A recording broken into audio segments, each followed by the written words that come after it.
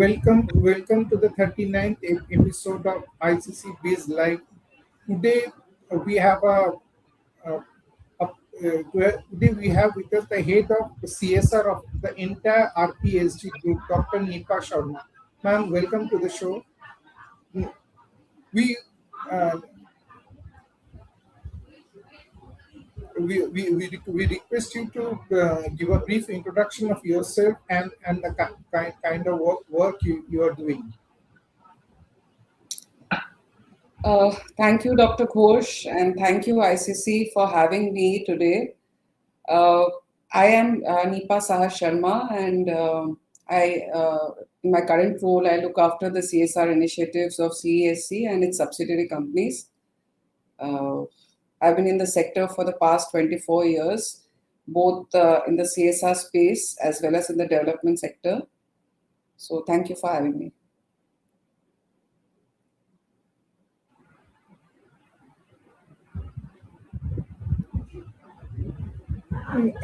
Now, my first question to you is how do you make CSR go beyond mere compliance with the legal mandates? Even non-compliance was a punishable offense. Nowadays, it is no longer. But you have gone beyond statutory compliance. What made you do so? What made you we had heard about people, planet, and profit.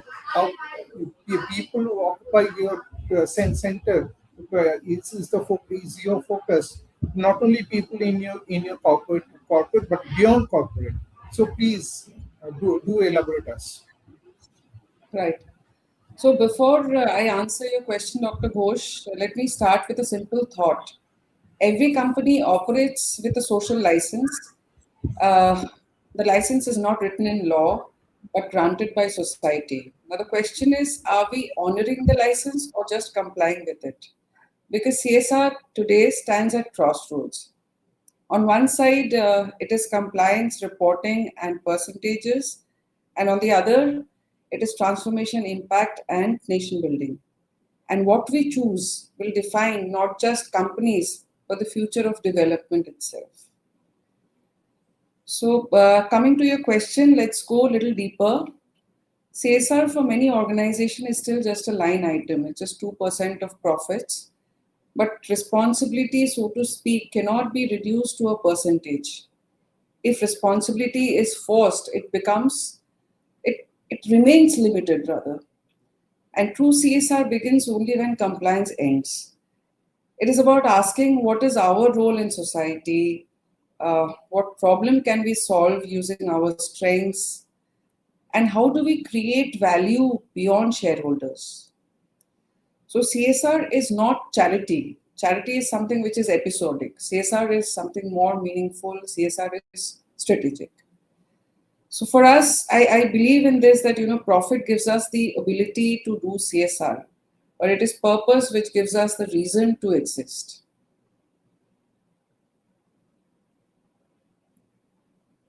Give some examples of value creation. I would like to say I do work with the corporate in their CSR activity where they give scholarships to needy students identified by one NGO. So give some examples of value creation which you do. Yeah. So, we have been working with in various sectors like healthcare, education, environment, skill development. So wherever we are working, our vision is very clear. We have very long-term vision. We want to create or rather empower the community to upgrade themselves. So when we are giving skill training to underprivileged youths, we are actually equipping them with the right equipment or the right skills to earn a dignified livelihood. For example, if you are working in the sphere of sustainable agriculture, again, we are empowering or equipping farmers to increase the productivity, to decrease their input cost, and also to have long-term sustainability in terms of their farm activities. So we have other projects also. We do women empowerment, we do education where we are working on competence-based learning. So there are entire set of things that we are working on, and everything is focused on creating long-term value for the beneficiaries. Is CSR part of your core business strategy or a parallel activity? CSR has to be part of the core business strategy.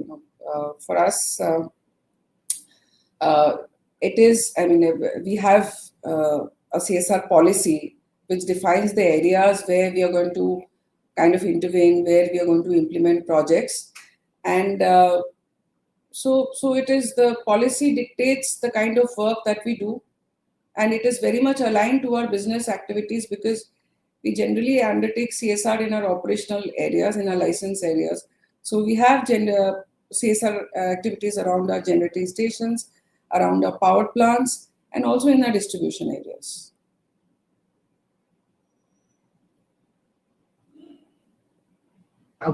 Work in skill development of an agro worker. You also help in improving his output and his earnings, right? So Sorry, same can you as repeat? we talked about agriculture. If you are upskilling an agro worker, would you be able to help increase his output and earnings? Absolutely, because we have been working on a project in Chandrapur in Dhariwal Infrastructure Limited, which is a subsidiary company of CSC that's in Maharashtra. So there we have been working. Last year we introduced this project. We initiated this project, and we've been working with 120 odd farmers, and we are working on a sustainable project where we are, giving them the right, we are training them uh, on sustainable agriculture practices. Then what happens is the input cost, the cost of chemical fertilizers and other pesticides, all that go down, and the per acre productivity has actually gone up, and we have evidence for that, and how their income has gone up and the input cost has gone down.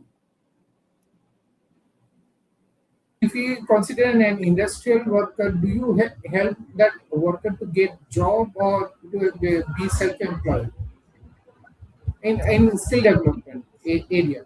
See, we do both. We have various domains. We have domains like basic computer, we have retail, we have customer relations management, we have tailoring, we have beautician, we also have electrician course, hospitality. So there are various domains. It depends on the aspiration of the particular youth. What is his or her aspiration, and what kind of opportunities are available in the vicinity. So there, the domains like, say, for example, tailoring or beautician, there are more chances of self-employment in the beginning, and then people can get into employment because employment also in the initial stages, it's apprenticeship more or less. It's not a very highly paid job, but there are domains like retail or customer relations management, computer, where people are getting highly paid jobs. I mean, there it's job. So it depends on the domain, the aspiration, and the inclination of the particular person who's getting skilled. Identify the needy. Do you take the help of an NGO? All our projects are actually implemented through NGOs, which have expertise in the specific domains. So we have need assessment for all our projects. There is a baseline for all the projects that we do. So definitely everything is based on hard facts, whatever we undertake. Okay, how do you, two questions. One is how do you measure how effective has your CSR projects been? How do you measure? That is number one. And what differentiates you from other corporate groups? I think it is the vision of your top management. I don't see every corporate doing so much CSR activity. Yeah. So for us, we take, thank you for the question. And And this is one of the biggest gaps in CSR today, and measurement is one of the differentiators that differentiate us from many other corporates, I would say. So, for example, most of us, we measure the effort rather than the impact. So, and most of us say that we have spent, say, 50 crores, 100 crores, but is spending an impact? It's not an impact. The real impact is, whether the work that we are doing, that is creating impact on the intended beneficiaries. For example, if we are doing an education program or an education project, we need to understand whether our intervention has helped a child complete his or her education, whether the child is learning better in a better environment, in a more conducive environment.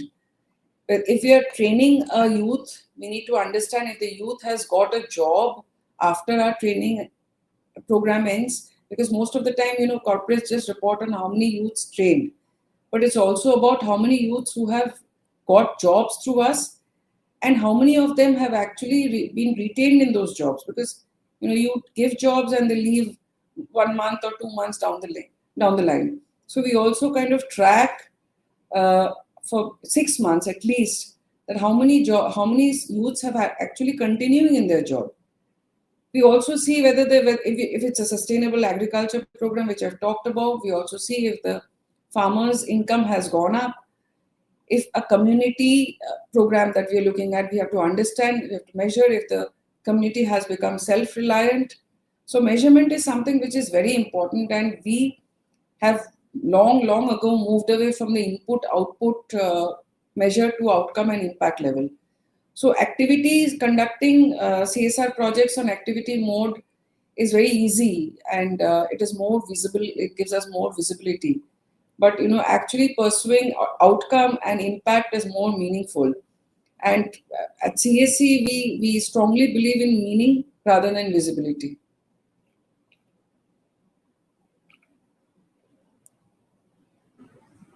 How do you measure the goodwill generated?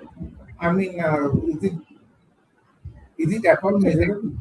Yes, absolutely. It is absolutely measurable because we have baseline and endline surveys for all our projects. So at the beginning of the project, we do a baseline to understand the status before the intervention. And after a year, we do an endline to understand the status after the intervention. So this is absolutely a qualitative measure. We also there are also various things which cannot be measured qualitative. There are certain qualitative indicators. For example, how can you measure things like dignity, improvement in dignity or increase in confidence. But these things can also be measured by applying various techniques like focus group discussions, like audits. So these can also be measured and also be quantified. We also employ a important tool called social return on investment. So this is a very powerful concept, and it asks a simple question that for every rupee one invested, what is the social value which is created? Because we can have very flowery stories and case studies written, but we also need to have some evidence backed impact. So this is how we measure our impact. Return on investment, very useful concept.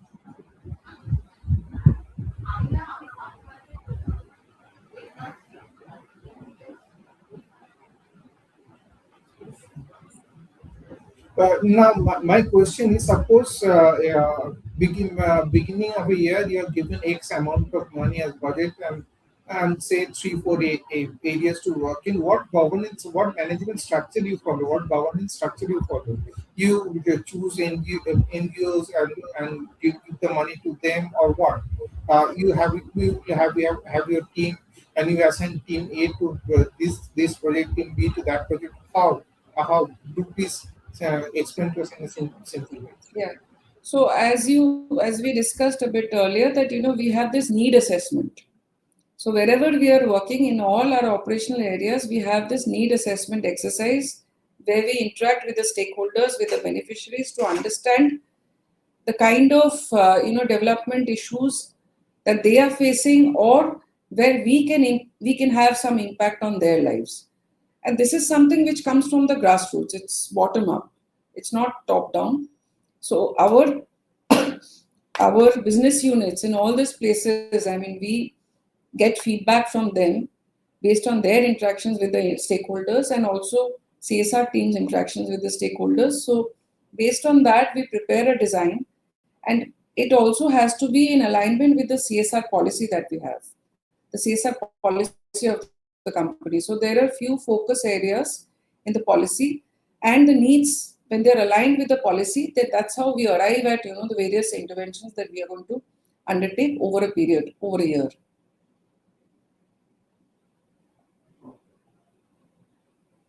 Do you include these activities in your annual report? Yes, absolutely. What is your CSR policy, if I may know, or viewers may know? The CSR policy is a public document and we are a listed company. It is available on our website. Like most of the companies, I mean, we have a policy that there is a committee at the board level. It is a mandate that every company has to do at the board level, which oversees CSR initiatives. And we have certain areas in accordance with Schedule 7 of the Companies Act 2013. So those, as per those areas, we will undertake CSR initiatives, and these initiatives will be monitored by the committee, by the board level committee, and it has to be reported periodically to the committee as well to ensure that the interventions are carried out in accordance with the company's policy.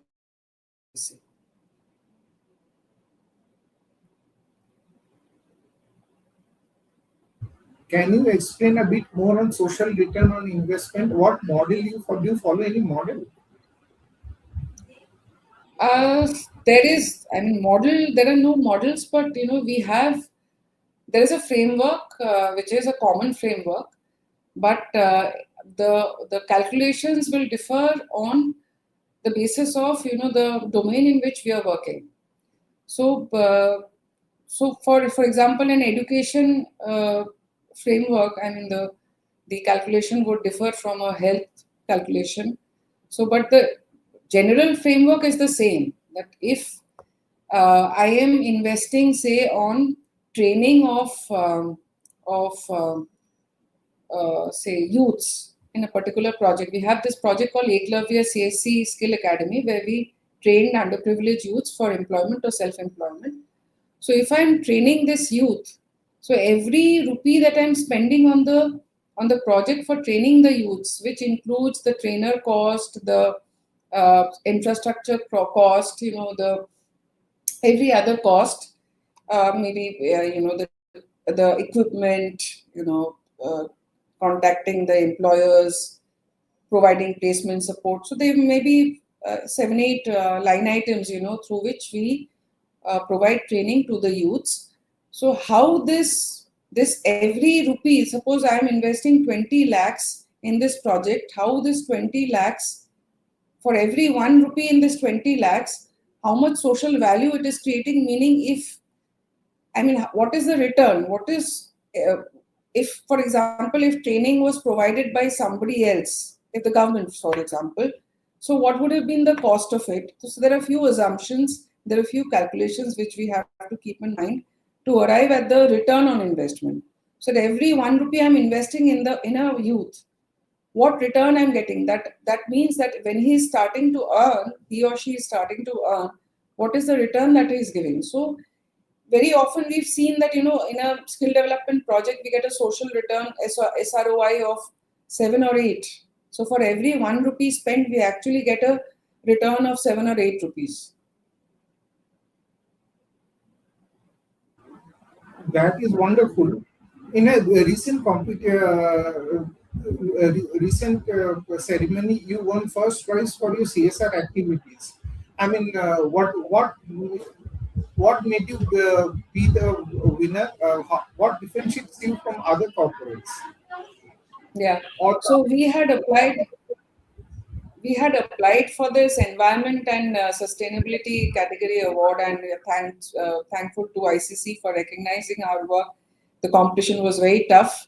So we have started this project called Aprajita in North Damdam municipality, and in collaboration with North Damdam municipality, and Sini is our implementing partner. So what we are doing is we are following a model of recycling flower waste into innovative products such as floral dust, biofertilizers, biocompost, which is not only it is environmentally sustainable and environment friendly, but it is also generating livelihoods for the SHG members that we have trained in that municipality. And the entire thing is on a PPP model because CSC is providing the financial resources for it, and the municipality has given us the infrastructure. The municipality is taking care of the operational cost, which actually SUDA is funding, and Cine is our implementation partner or a knowledge partner. So, something which actually would have, though the municipality was segregating flower waste separately, but they were not doing anything with it. After collecting it separately, again it was going into the machines for not for recycling, but for compressing waste together. So it was not actually having any impact. So through this project, we have been able to not only take care of the flower waste in a very environment friendly manner, but we've also generated livelihoods for many women in that area.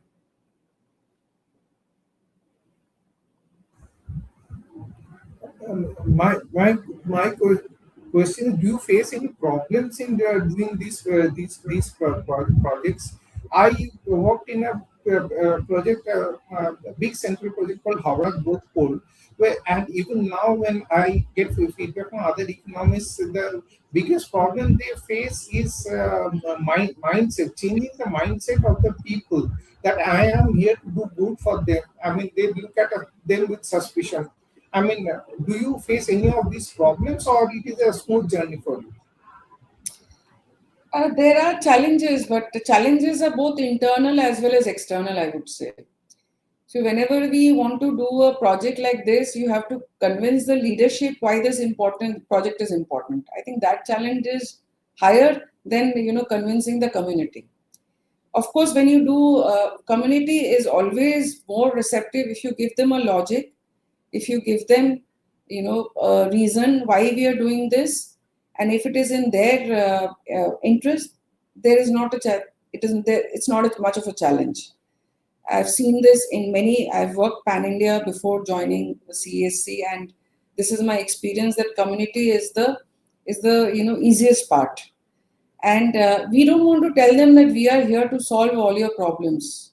We cannot do that. We are not a problem solver for everything. We are going to help set up systems and empower you by which you can yourself solve your problems.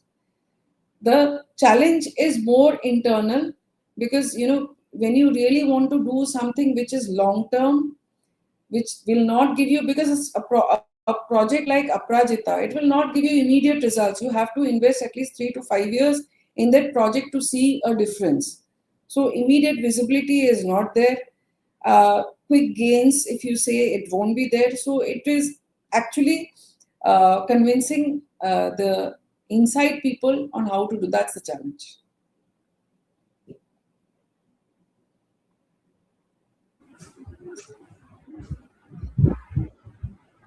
What are your shareholder views on this activity? They are comfortable. They're very happy with the activities. I mean, in every of our AGMs, I mean, they give us very positive feedback on the CSR initiatives that we undertake. Comes is to ensure effective impact. We need to tie up with some NGO. Is it? I mean, without that, it is that difficult to come down to grassroots level without tying up with an NGO. Yeah, because see, everywhere the CSR team is a very limited team. It's not that you have a huge CSR team sitting in any of the corporates. I don't think so. Very few corporates would have a huge team. And we don't have the wherewithal to implement projects ourselves. So definitely, we will have to collaborate with NGOs who have the grassroots access as well as the experience and expertise to deal with that project. So without NGO, I don't think it's you know it is actually recommended for a corporate to undertake direct CSR, unless it's like building a doing infrastructure development of a school that we can do directly. For that, we don't need an NGO, or maybe to give something. But distributing something one time is actually not CSR. CSR is something which has to be done on a project mode, where we have a before and after story, where we have to measure, where we have to track. There has to be a baseline survey, endline survey, needs assessment, measurement, the whole bunch of things to be done. And this is something which is not to be done, is not expected to be done by a CSR team, unless you have a foundation to do that, where you have created a huge human resource, backup to handle these kinds of projects.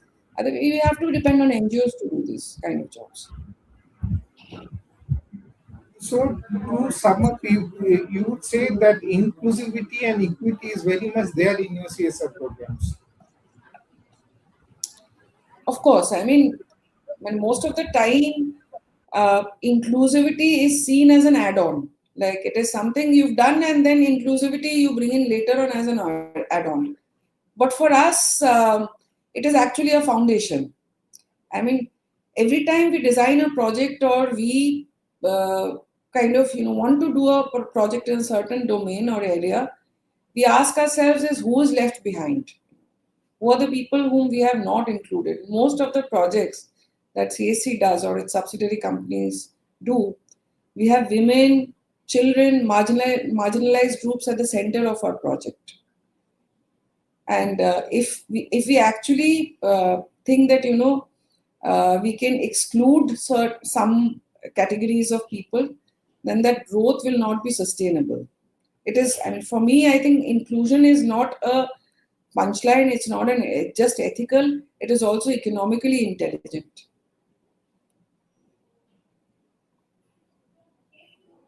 Well, we are almost nearing the end of the program. I'm opening the floor for any public question. One question has come.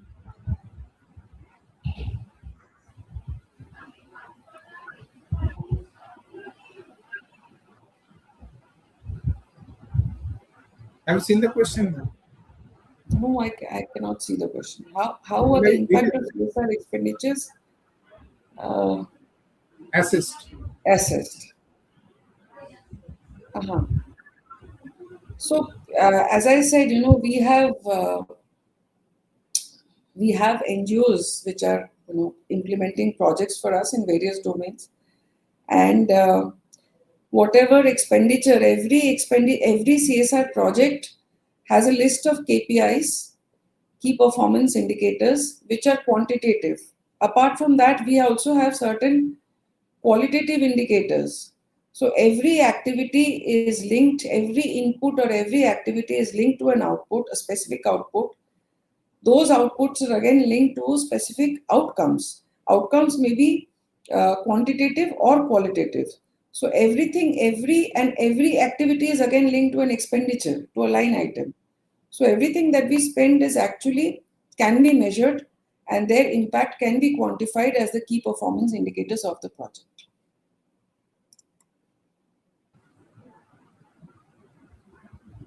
I hope I answered your question. No, yes, ma'am. Very well. Say CSR is. Uh, I only hope we can scale up CSR for all corporates.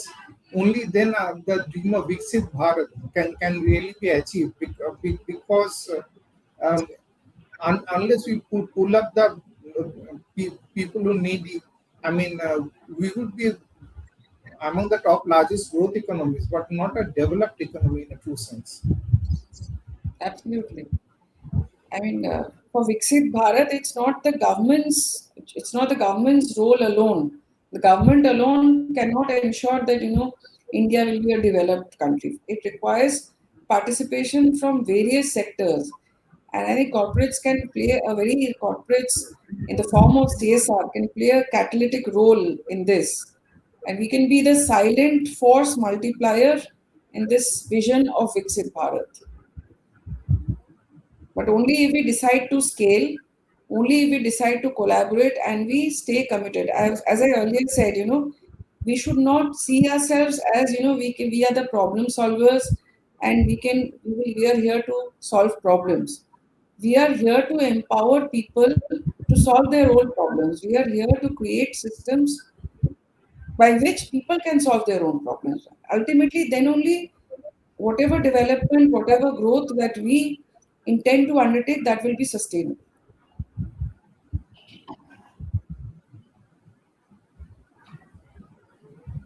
Thank you, ma'am. Thank you, ma'am. We would like to end the program today as of now. And thank you. You are giving a lot back to society. And any further question, if we get, we will forward to you. Thank you. Thank you so much.